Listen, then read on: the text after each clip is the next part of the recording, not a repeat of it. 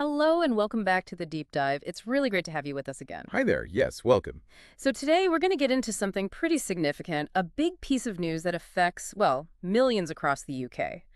Chancellor Rachel Reeves has announced some major funding increases for the NHS. That's right. And we've been looking through quite a few different sources, articles, some analysis, official reports too, trying to piece together a clear picture for you. Yeah, our goal really is just to quickly unpack the main points. Exactly.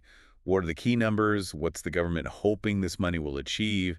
And importantly, what are some of the potential challenges or questions experts are raising? Right, giving you that informed shortcut. Okay, so let's dive in. The sources we looked at, they definitely lay out some eye-catching figures. They really do. I mean, the headline number is this pledge for a 29 billion annual increase for day-to-day NHS spending. 29 billion a year. Yeah. And they're framing it as a 3% real term rise each year, projected all the way out to 2028, 29. Okay, 3% real term.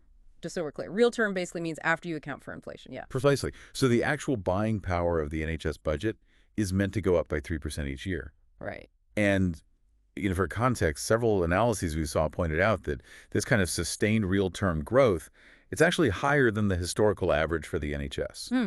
So it signals a pretty significant priority, according to these sources. Okay, that's useful context. So 29 billion more each year for the running costs, the operations. What about the actual buildings and kit hospitals, scanners, that kind of stuff? Yep, they've covered that too.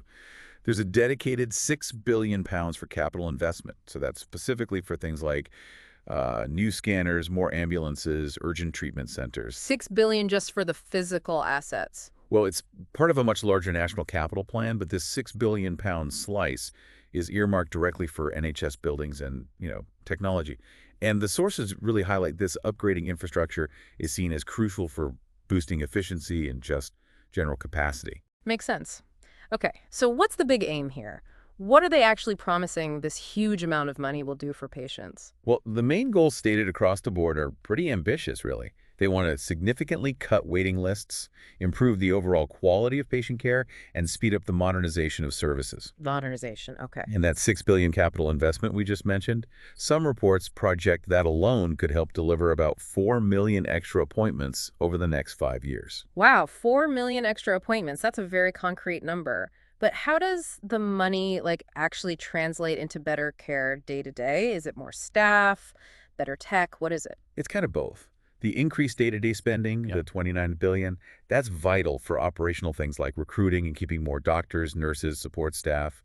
Also expanding service hours, maybe more training. Right, the people side. Exactly. And the capital investment tackles the physical side, enabling more procedures, faster diagnoses because you've got better equipment, getting people seen quicker in urgent care. Emergency pathways and diagnostics are specifically mentioned quite a lot as focus areas. And we know tech has been a bit of a headache for the NHS sometimes. Is digital transformation part of this plan? Oh, absolutely. A big part. The sources detail a really substantial chunk, potentially up to 10 billion, specifically for digital upgrades. 10 billion for IT. Yeah. The vision they're painting is, truly joined up patient records across the whole service. So your GP record and hospital record are actually the same thing, finally. That would make a difference. And enhancing the NHS app, too, making it a sort of one-stop shop for appointments, records, advice. It's seen as pretty fundamental to making things more efficient and, well, more patient-focused. Okay, so we've got this big financial injection, clear targets, investment in people, buildings, tech. But here's where it gets maybe a bit more complicated. What are the potential sticking points? What are experts feeling cautious about? Yeah, that's the crucial next question, isn't it? It really comes down to execution and capacity. Even with this significant funding, commentary from various think tanks and economists flags concerns. They worry that the sheer scale of demand, plus the existing pressures on the NHS workforce, might still make hitting those ambitious targets incredibly difficult. You mean targets like the 18-week wait for routine operations, the one they aim for 92% on? That seems like a constant struggle. Exactly that one. Some analyses suggest that even with this money, underlying problems like persistent staff shortages in certain areas or maybe just inefficiencies that are baked into the current ways of working these might stop the NHS hitting those goals as quickly as everyone hopes. So the money's needed, but it might not be the magic bullet on its own. That seems to be the feeling.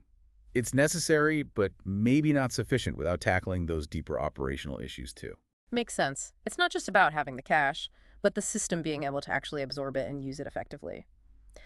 What about the knock-on effects? Does focusing so much on the NHS potentially squeeze other important areas? That's a really important point, and it does come up, particularly in the economic analyses. There's a definite concern flagged that such a huge commitment to the NHS could put pressure on budgets elsewhere in public spending. Like social care. Social care is the big one, yeah. Yeah. It's specifically highlighted because, well, if social care is underfunded, it directly hits the NHS. You get delayed discharges, patients medically fit to leave hospital, but with nowhere suitable to go, and that just jams everything up They're totally linked, aren't they? completely. You really need a functioning social care system for the NHS to work efficiently. Okay. And any wider worries about the nation's finances tied to this? Yes. Independent bodies like the Institute for Fiscal Studies are quoted in some sources. They point out that while this spending boost is happening now, the overall fiscal picture, maybe looking towards 2026 and beyond, looks quite tight. Delivering on these big NHS promises while also keeping the national debt under control, it might mean some tough choices later on, possibly tax rises or spending cuts elsewhere to make the sums add up. Right. So a massive investment, lots of potential upside, but also real questions about delivery, those linked systems like social care and the broader economic impact. How's the public taking all this, according to the reports? What's the mood? It's generally described as cautiously optimistic. I think people naturally welcome more money for the health service, especially after the recent pressures everyone's seen. Sure. But there's also a sense of realism, a pragmatic understanding that the problems the NHS faces are deep, and just putting money in won't fix everything overnight. Effective implementation is going to be absolutely key. Yeah. Cautiously optimistic feels like exactly the right phrase. Hopeful about the investment, but very aware of just how big the task is. Well, thank you so much for walking us through all those sources today. That was really helpful in breaking it down. My pleasure. Hope it gives you a clearer picture of what's been announced and sort of the context around it. Absolutely. And thank you for tuning in to this deep dive. Thinking about that cautious optimism you just mentioned and those challenges that experts are flagging, like hitting those waiting list targets or the knock-on effect on social care. What do you think effective implementation really looks like on the ground? And maybe, how will we judge if this plan has actually succeeded in a few years' time? Definitely something to mull over. Until next time, take care and goodbye. Goodbye.